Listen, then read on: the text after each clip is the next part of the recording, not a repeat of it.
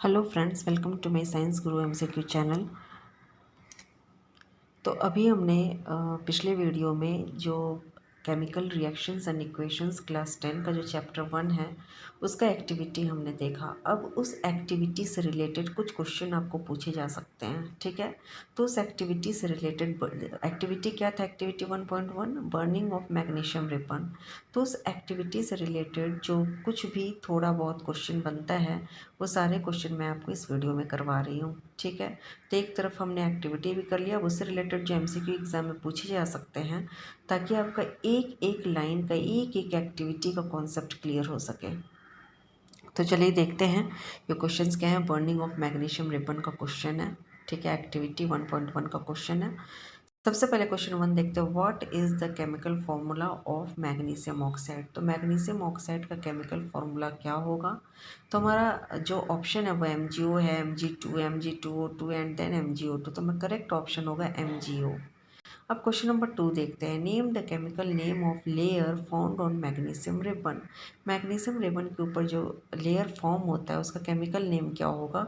तो वो होगा मैग्नीशियम ऑक्साइड, ठीक है। मैग्नीशियम ऑक्साइड हमारा करेक्ट आंसर होगा, क्योंकि मैं आपको बता चुकी हूँ मैग्नीशियम जो है जब इसको हम खुला रखते हैं तो वो एक्चुअली एटमॉस्फेरिक ऑक्सीजन के साथ वो रिएक्ट होता रहता है, जिसकी वजह से उस रिबन पे थिन लेयर ऑफ ऑक्साइड का थिन लेयर आ जाता है।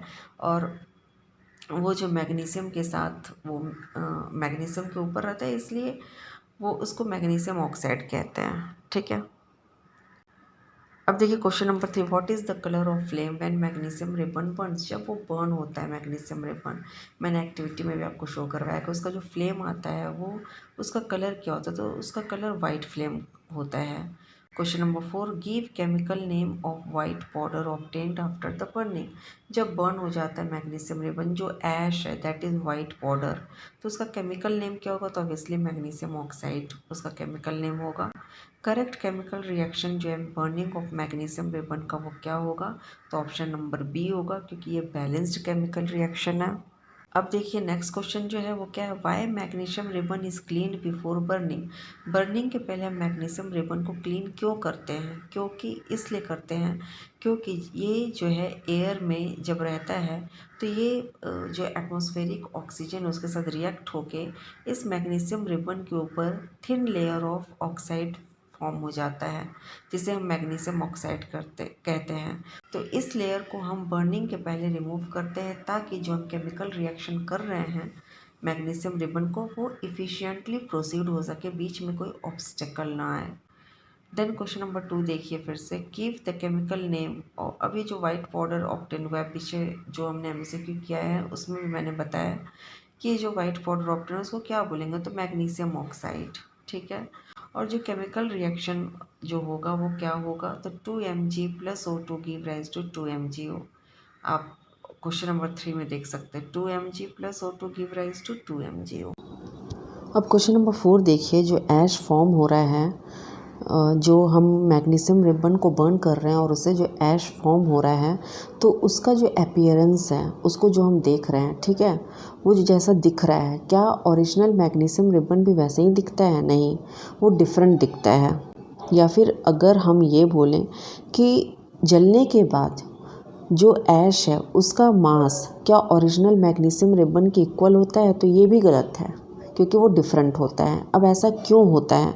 इन दोनों का एक ही आंसर है आपका, कि जो ऐश फॉर्म होता है जब हम उसको जलाते हैं, और जो ऐश फॉर्म होता है उसका लुक जो है उसको कैसा दिखता है? तो वो ओरिजिनल मैग्नीशियम रिबन से बिल्कुल डिफरेंट दिखता है, वो उतना वाइट नहीं दिखता है, ठीक है। या फिर जो उसका मास है वो बढ़ा हुआ रहता है, इंक्रीज़ रहता है, स्लाइटली हायर रहता है ओरिजिनल मैग्नीशियम रिबन के।